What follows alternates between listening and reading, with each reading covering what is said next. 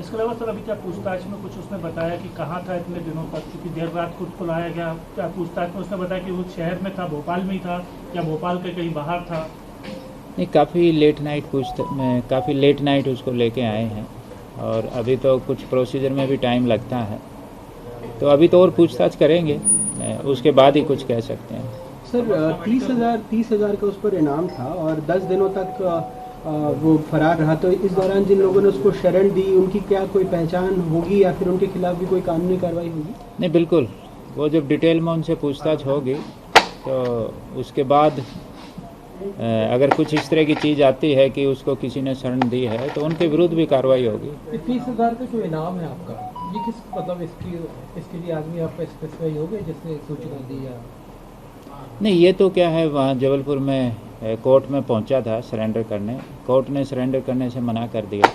इसी बीच अपनी टीम भी उधर थी, तो फिर अपनी टीम ने इसको जबलपुर टीम की मदद से कस्टडी में लिया। तो अभी तो वो देखा जाएगा कि बेसिकली ये कोर्ट में सरेंडर करने आया था, तो अभी किसी और व्यक्ति का तो ऐसा रोल नहीं है। आपको अंदेशा था कि कोर्ट में सरेंडर करने पहुंचेगा और आप प्लानिंग थी इसको इस तरह से अरेस्ट करने? नहीं, देखो, हम तो लगे हुए थे कि हमें तो कहीं भी मिल जाए, तो हमें तो आइडिया नहीं था कि ये कोर्ट में जाएगा।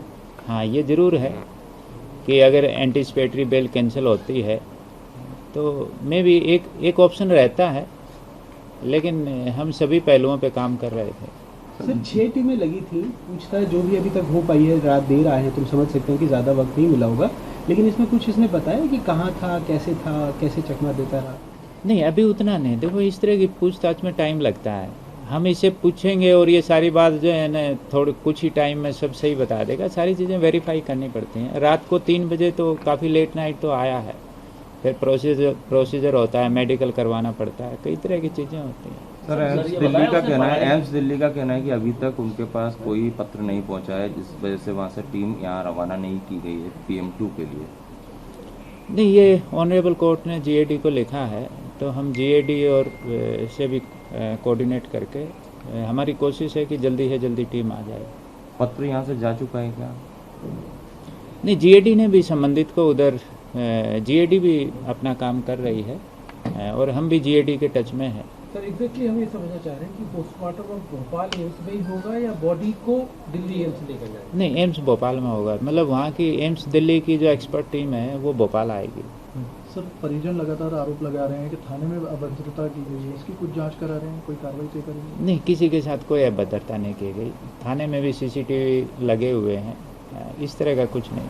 सर ये हाइट को लेके क्या है सर, ट्विशा की हाइट को लेके परिजनों का कहना है कि उसकी जो एक्चुअल हाइट प्रोफाइल में थी वो प्लस और उसके अलावा आपने जो पोस्टमार्टम में हाइट आई उसमें फ़र्क है? नहीं, देखो, ये इस तरह की चीज़ें, इसका जो आप विषय बता रहे हैं, हाइट का जो है ना, वो ये कोई सिग्निफिकेंट चीज़ नहीं है। सर गिरिबाला सिंह को लगातार नोटिस जारी हो रहे हैं, लेकिन वो कोऑपरेट नहीं कर रही, आज भी नोटिस भेजा गया।